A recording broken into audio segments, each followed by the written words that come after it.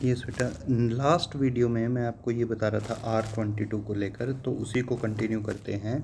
तो मैंने देखो पहले आपको ये बताया था, बेसिकली इसका सिस्टम ये होता है बेटा कि R फॉर रेफ्रिजरेंट हो जाता है, और कई बार ना ये फ्रीऑन वर्ड भी लिखा होता है इसके लिए, क्योंकि ये फ्रीऑन ही रेफ्रिजरेंट्स की तरह यूज़ होते हैं। तो ये अगले टॉपिक में भी आ जाएगा। तो पहले नंबर पे क्या होता है, कार्बन जितने हों -1, और फिर होता है हाइड्रोजन जितने हों वो +1, और तीसरे पे होते हैं फ्लोरीन। तो इसको ऐसे याद रखा करो, CHF। ठीक है, क्या बोल रहे हैं, CHF। सी पहले पहले वाले में -1 कर देना, दूसरे वाले में +1, और F जो है एज इट इज़ लिखना होता है। तो देखो, अब जैसे मैंने कहा R22, तो R22 का ये फॉर्मूला होता है। ये कैसे बना, देखो पहले क्या होता है, जीरो। ये R22 नहीं होता, ये होता है 022। जीरो को लिखा नहीं जाता, जीरो को ड्रॉप कर दिया जाता है, ऐसे समझ लो इसको। तो ये क्या होता है, जैसे जीरो, पहला नंबर जो होता है वो कार्बन के लिए होता है। तो कार्बन में क्या बोला, माइनस का मतलब जितने कार्बन हो -1 करके लिखते हैं। तो यानी एक कार्बन है ना, तभी तो 1 - 1 जीरो बना। तो इसलिए जीरो का मतलब कार्बन जो है वो एक माइनस करके लिखा जाता है, यानी 1 कार्बन था तो 1 - 1 किया तो जीरो आ गया। और फिर आते हैं हाइड्रोजन को एक बढ़ाकर लिखा जाता है। तो यानी 2 लिखा है, तो 2 अगर एक बढ़ाकर लिखा है यानी 1 प्लस करके लिखा है, इसका मतलब हाइड्रोजन उससे एक कम है, यानी 1 हाइड्रोजन आ गया। और 2 फ्लोरीन होते हैं, तो 2 तो फ्लोरीन आ गए, और जितने बच जाए ना वो क्लोरीन होते हैं। ये तरीका होता है इसका। या फिर ऐसे समझो, जैसे इसका नाम R22 क्यों पड़ा, ऐसे समझो। तो क्या होता है, R तो रेफ्रिजरेंट के लिए हो गया। फिर लिखना होता है कार्बन कितने हैं, तो कार्बन एक है, तो कार्बन 1 - 1, कार्बन -1 करना होता है, यानी जीरो लिखा। जीरो को नहीं भी लिखते हैं या लिख दो तब भी कोई दिक्कत नहीं है। फिर लिखने होते हैं हाइड्रोजन एक बढ़ाकर, तो एक हाइड्रोजन है तो 1 + 1 कर दिया, 2 आ गया, इसलिए 2 आया बेटा। और फिर फ्लोरीन जितने होते हैं वो लिखने होते हैं, 2 हैं तो 2 लिख दिया, ऐसे होता है। अच्छा नेक्स्ट, चलो नेक्स्ट करते हैं। ट्राईआइडोमीथेन। ट्राईआइडोमीथेन का मतलब CHI3, और ये फॉर्म के फॉर्मूला नाम क्या होगा इसका, कॉमन नेम आइडोफॉर्म। ये मैंने पीछे भी बताया था कि जैसे CHCl3 हो तो क्लोरोफॉर्म, CHBr3 हो तो ब्रोमोफॉर्म, CHI3 हो तो आइडोफॉर्म, ऐसे हो जाता है ये। तो देखो, it was used earlier as an antiseptic, but the antiseptic properties are due to the liberation of free iodine and not due to iodoform itself। ठीक है, तो ये कह रहा है ये किसकी तरह यूज़ होता है, एंटीसेप्टिक की तरह। और जो इसकी एंटीसेप्टिक प्रॉपर्टीज़ हैं वो किस वजह से हैं, वो हैं due to liberation of free iodine, क्योंकि ये I2 दे देता है। I2 इसलिए आसानी से दे देगा बेटा क्योंकि कार्बन तो छोटा सा एटम है और I बहुत बड़ा एटम है, ऐसे। तो ये बॉन्ड बड़ी ज़्यादा वीक होती है, तो बड़ी जल्दी टूट जाएगी और I2 निकल आएगा। तो ये होता है रीज़न इसका। अच्छा, पर due to its objectionable smell, यानी इसकी जो स्मेल है वो अच्छी नहीं होती, इसीलिए it has been replaced by other formulations containing iodine. तो अब इसकी जगह कई और ऐसे फॉर्मूले यूज़ हो जाते हैं जिसमें आयोडीन यूज़ हो जाए, ये चीज़ है बेटा। नेक्स्ट आता है टेट्राक्लोरोमीथेन। टेट्राक्लोरोमीथेन का ही दूसरा नाम क्या है, कार्बन टेट्राक्लोराइड, यानी CCl4। तो ये जो CCl4 है, it is produced in large quantities for use in the manufacture of refrigerants and propellants for aerosol cans. तो एक तो रेफ्रिजरेंट बनाने में इसको यूज़ किया जाता है, कहता है। दूसरा प्रोपेलेंट, प्रोपेलेंट मैंने पहले भी कहा था, रॉकेट्स वगैरह का जो फ्यूल होता है। अच्छा, it is also used as fire extinguisher, आग बुझाने के भी काम आता है। अच्छा, there is some evidence that exposure to carbon tetrachloride causes liver cancer in humans. तो अगर इसको कॉन्टैक्ट में आ जाओ, कहता, तो ये लीवर कैंसर भी हो जाता है, कहता है इससे ह्यूमंस में। अच्छा, most common effects are dizziness, वही वीकनेस या जाना, लाइट हेडेडनेस मतलब सिर दर्द टाइप, नोजिया एंड वोमिटिंग, चक्कर आना और उल्टी आना, which can cause permanent damage to nerve cells, और ये नर्व सेल्स को भी हार्मफुल डैमेज कर सकता है, ये बता रहे हैं। अच्छा, when carbon tetrachloride is released in the air it rises to the atmosphere and depletes the ozone layer. तो एक तो ये हमारी ओजोन लेयर को भी ख़त्म कर रहा है। अच्छा, depletion of the ozone layer is believed to increase human exposure to ultraviolet rays, leading to increased skin cancer, eye diseases and disorders and possible disruption of the immune system। तो ये है, कहता है ओजोन लेयर अगर deplete हो गई तो skin cancer, आई diseases और इम्यून सिस्टम वगैरह इसमें फ़र्क पड़ जाएगा, कहता ये। अच्छा, नेक्स्ट क्या आ गया बेटा, नेक्स्ट है फ्रियोन्स। अब ये फ्रियोन्स क्या होते हैं, क्लोरोफ्लोरोकार्बन, जिसको छोटी क्लास में आपने CFC करके पढ़ते होंगे, तो वो होते हैं। तो देखो, the chlorofluoro compounds of methane and ethane are collectively known as freons.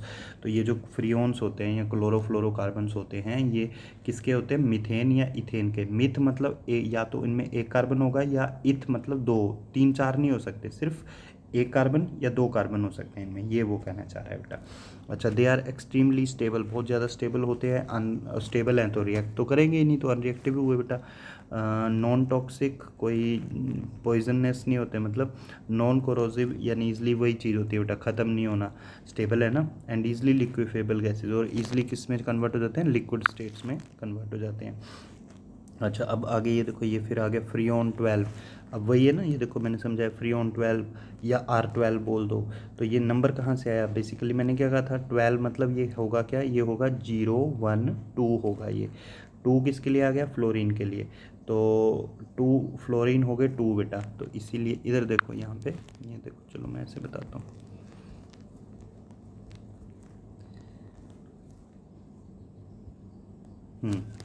ये देखो, इसमें फ्रीऑन 12, ये मैंने क्या कहा, 0 1 2 होता है, जीरो लगा होता है इधर, पर जीरो लिखते नहीं है, तो कई बार ऐसे होता है। तो मैंने क्या कहा था, फ्लोरीन देखो, फ्लोरीन कितने हैं, 2 हैं, तो ये पहला नंबर, चलो पहले नंबर से स्टार्ट करते हैं।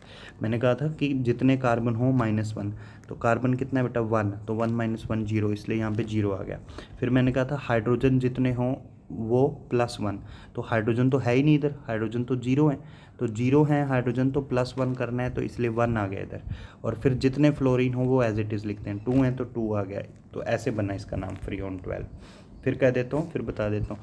पहला नंबर जो होता है 0, वो जनरली लिखा हुआ नहीं होता, पर आप जब समझ रहे हो तो इसको लिख लिया करो, उससे समझ अच्छा आता है। तो पहला नंबर जो होता है वो गिनने होते हैं कार्बन, और उस जितने हों उससे 1 माइनस कर दो, जैसे 1 हो तो 1 - 1 0 हो जाता है। फिर गिनने होते हैं दूसरे नंबर के लिए हाइड्रोजन।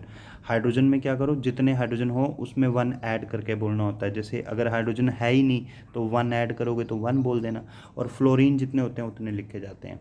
और जब जैसे ये फ्रीऑन 12 से फॉर्मूला बना रहे हो, तो सेम उसी तरह से थोड़ा सा सोच समझ के करो, और जो बॉन्ड्स बच जाएं उतने क्लोरीन लगा देने होते हैं, ऐसे करते हैं इनको।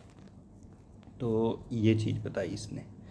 और देखो आगे, आगे क्या कहा इसने, फ्रियोन्स कहना है। अच्छा, ये हो गया, फ्रियोन 12 की बात हो रही थी। CCl2F2 is one of the most common freons in industrial use. It is manufactured from tetrachloromethane by Swarts reaction. ये स्वार्ट्स रिएक्शन आप नोट्स में पढ़ो, नोट्स में बताई हुई है।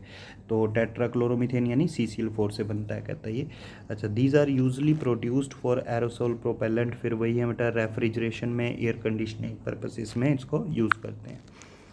अच्छा, फिर कहता है in stratosphere freon is able to initiate radical chain reactions that can upset the natural ozone balance. तो स्ट्रेटोस्फीयर में क्या था, फ्रियोन जो है ये कई चेन रिएक्शन स्टार्ट करवा देती है, जिससे हमारा जो ओजोन है वो उसको फ़र्क पड़ता है, डिप्लेशन हो जाती है बेसिकली, ये है इसमें बेटा। अच्छा, नेक्स्ट आ गया बेटा, नेक्स्ट है पैराडैश डाइक्लोरो डाइफिनाइल ट्राइक्लोरो इथेन। तो ये जो है, अच्छा मैं एक चीज़ तो भूल ही गया, ये आपका बेटा ये आपके लास्ट में है, ठीक है, पेज नंबर 308 लिखा हुआ है। तो ये है, और टॉपिक 10.7 है, ठीक है। और इससे पहले ये भी मैंने बता ही दिया था आपको, ये टेबल 10.4 मिल जाएगा बुक में। ये आपको थोड़ा सा आगे जाओगे ना, जैसे टेबल 10.4 से आगे और इस टॉपिक से पीछे, सिंपल बात यह है, तो वहाँ पे ढूंढो, पेज 299 है, ठीक है, ये है। और कई नई बुक्स में थोड़ा पेज नंबर अलग भी हैं, तो उसके आसपास ही होगा, देख लेना। तो ये टॉपिक पहचान के ढूंढ लेना। ये जो आपका ऑप्टिकल आइसोमरिज्म वगैरह का टॉपिक होगा उसके बाद ये मिल जाएगा आपको। चलो लास्ट, और ये लास्ट में है इस चैप्टर के बिल्कुल एंड में। तो ये देखो, ये आ गया हमारे पास, DDT की बात हो रही है बेटा, para dash dichloro diphenyl trichloro ethane, DDT short form. D से डाइक्लोरो डाइफिनाइल, डी से पहले डी से आ गया डाइक्लोरो, दूसरे डी से आ गया डाइफिनाइल, टी से आ गया ट्राइक्लोरो इथेन, DDT ऐसे होता है, डाइक्लोरो डाइफिनाइल ट्राइक्लोरो इथेन। और ये इसका कॉमन नाम लिख रखा हुआ है इसने, पैराडैश डाइक्लोरो डाइफिनाइल ट्राइक्लोरो इथेन। अच्छा, DDT the first chlorinated organic insecticide, ये पहली क्लोरीनेटेड मतलब जिसमें क्लोरीन लगा है, ऑर्गेनिक इंसेक्टिसाइड जो इंसेक्ट्स को ख़त्म करने के काम आती है। अच्छा, the use of DDT increased enormously on a world wide basis after world war two. तो DDT का जो यूज़ है कहता है ये काफ़ी बढ़ गया वर्ल्ड वार 2 के बाद, primarily because of its effectiveness against the mosquito that spreads malaria, क्योंकि ये मलेरिया स्प्रेड करने वाले मॉस्किटो को ख़त्म कर देते हैं। अच्छा, however problems related to the extensive use of DDT began to appear in late 1940s, पर जब बाद में कहते हैं इसका यूज़ ज़्यादा ही कर दिया तो इसकी प्रॉब्लम्स भी समझ आने लगी। प्रॉब्लम्स क्या है? Many species of insects developed resistance to DDT and it was also discovered to have a high toxicity towards fish. तो एक तो ये प्रॉब्लम ये क्या आ गई, क्या कह रहा है, ये प्रॉब्लम ये आ गई कि काफ़ी इंसेक्ट्स ऐसे हैं जो रेसिस्टेंस हो गए DDT के लिए, उन्हें DDT का कोई असर होना ही बंद हो गया। दूसरा, ये टॉक्सिक होती है फिशेस के लिए बहुत ज़्यादा, और वो फिशेस फिर अगर मान लो कोई ह्यूमन कंज्यूम करता है तो वो उसके लिए भी प्रॉब्लम हो जाएगी।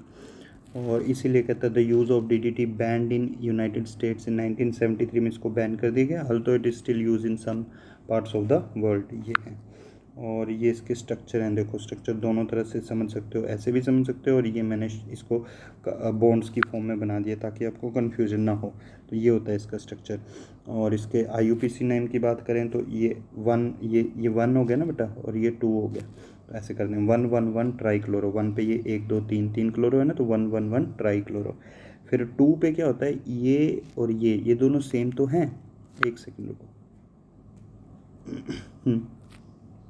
तो ये 1 था, ये 2 था, तो 1 पे तो 3 क्लोरीन है, तो 111 ट्राईक्लोरो हो गया। और 2 पे क्योंकि एक ये क्लोरीन, एक ये और ये दोनों सेम है, तो इनका नाम क्या होगा, 4 इसको कैसे करते हैं, देखो ऐसे, ये जो कार्बन है रिंग वाला, ये 1, ये 2 और ये 3 और ये 4, क्लोरीन 4 पे लगा है, ऐसे ही दूसरे में भी, तो 4 क्लोरोफिनाइल। पर क्योंकि ये 2 हैं तो 2 बिस करके लिखेंगे, और लास्ट में 1 और 2 कार्बन थे ना, तो इथेन, ऐसे इसका नेम बनाते हैं बेटा। तो ये है आपके नोट्स के रिगार्डिंग। बाकी बेटा अब हमने इसके बाद इसको भी अच्छे से कर लेना, नोट कर लेना, इसको रीड करना, और इसके बाद हम सिर्फ NCERT के क्वेश्चंस करेंगे। तो जब भी मैं NCERT के क्वेश्चंस करवाऊँ तो आपने पहले, जब पता लग जाएगा आपको कि वीडियो किसकी NCERT क्वेश्चंस की, तो आपने NCERT की बुक साथ में रखनी है। तो ये काम आपने कर लेना है, ठीक है। तो NCERT बुक जो है वो साथ में रखो, और साथ में एक कॉपी भी रखो, कॉपी में भी नोट करते चलो वीडियो देख देख के कि कैसे सर क्वेश्चन करवा रहे हैं, ठीक है। और फिर उनको एक बार वीडियो देखने के बाद खुद प्रैक्टिस करनी है, और ये जितने भी NCERT के क्वेश्चन होंगे वो NCERT नोटबुक में करने हैं, जैसे मैंने सरफेस केमिस्ट्री के करने को कहा था। जब भी स्कूल खुलोगे आओगे तो ये मैं चेक करूँगा, और हो सकता है तुम्हारे प्रैक्टिकल के मार्क्स इस बार इन्हीं चीज़ों के लगें, तो ये ध्यान देना।